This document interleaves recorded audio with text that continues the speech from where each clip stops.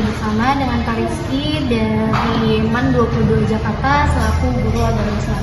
Selamat siang Bapak. Selamat siang. Ya, dengan saya Fatia Pak dari mahasiswa Unida. Gitu. Kebetulan saya lagi ada tugas ya Pak dengan mata kuliah profesi kependidikan untuk menanyakan atau wawancara beberapa pertanyaan sih Pak tentang profesi guru. Gitu. Oke, tentang profesi guru. Gitu. Mungkin kita mulai dari pertanyaan yang pertama ya Pak. Ya, boleh. Untuk pertanyaannya, apa yang memotivasi Bapak untuk menjadi guru dan bagaimana Bapak menjalankan tugas sebagai profesi guru Pak? Motivasi saya sebagai guru itu yang pertama saya ingin berkontribusi untuk pendidikan yang ada di Indonesia gitu.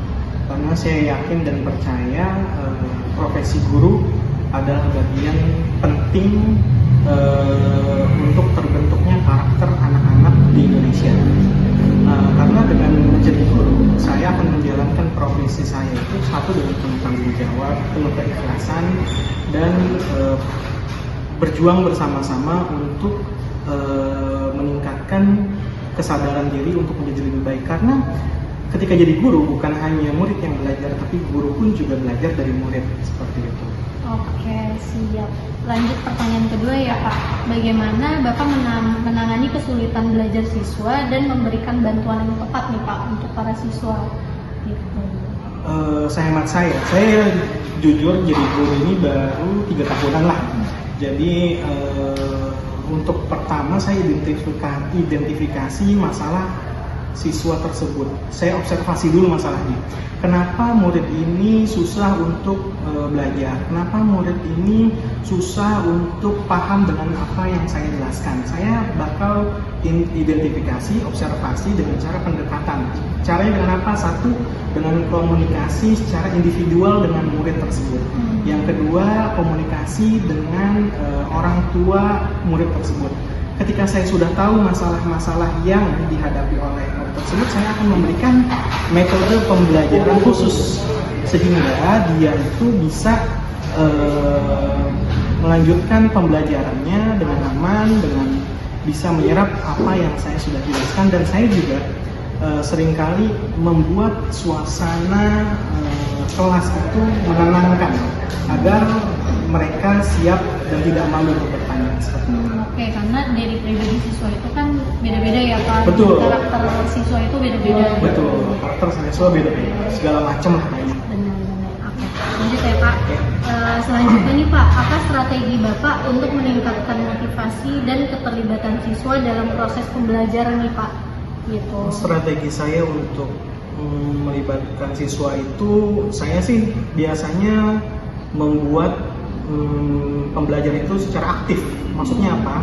Jadi siswa secara aktif belajar langsung dengan kenyataan yang ada di lingkungannya. Satu dengan cara kerja kelompok, dua proyek, ketiga dengan games, yang dimana strategi tersebut biasanya setahun belakang itu masuk dalam pembelajaran siswa karena mereka senang dengan secara berkelompok, secara rame-rame, karena kan siswa senang seperti itu ya. Jadi strategi saya seperti itu sih. Oke, siap-siap. Lanjut lagi ya Pak. Bagaimana Bapak mengembangkan rencana pembelajaran yang efektif ini Pak untuk para siswa Bapak ke depannya? Mengembangkan rencana pembelajaran yang lebih efektif. Pembelajaran lebih efektif. Ya seperti yang saya katakan tadi, untuk mengembangkan pembelajaran efektif itu saya harus identifikasi seluruh siswa, bukan hanya pada satu siswa. Karena jika kita sudah tahu masing-masing karakter dari siswa tersebut, saya bisa memberikan solusi yang tepat untuk semua yang ada di kelas saya. Jadi bukan hanya saya mengikuti kurikulum yang ada atau apa enggak, tapi saya melihat siswa ini butuhnya apa sih, siswa ini maksudnya kemana sih. Jadi bisa untuk menjadi pengembangan diri mereka ketika pembelajaran yang diberikan itu tepat dan menyenangkan. Mungkin ini pertanyaan terakhir ya Pak. Apa yang akan Bapak lakukan Pak untuk meningkatkan kemampuan profesional Bapak nih Pak sebagai guru gitu dan mengikuti perkembangan teknologi pendidikan saat ini gitu Pak. Yang seperti kita tahu pendidikan saat ini kan memang sudah berbasis digital semua ya Pak. Gitu. Bagaimana Bapak mengembangkan kemampuan Bapak sebagai guru? Ya, benar.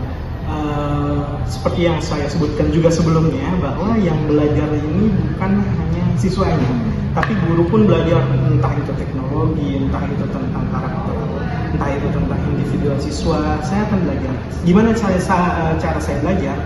Satu, saya sering mengikuti seminar-seminar. Jadi saya mengikuti seminar-seminar yang kekinian yang ada di kampus-kampus. Kebetulan saya masih terhubung aktif dengan teman-teman kuliah saya dulu. Jadi kita sering bersama-sama kita ikut seminar atau apa. Jadi kita belajar bersama juga untuk mengetahui keadaan kondisi perkembangan zaman saat ini, terlebih lagi teknologi. Kemudian saya juga terus yang paling penting membaca buku. Satu hari satu lembar saja.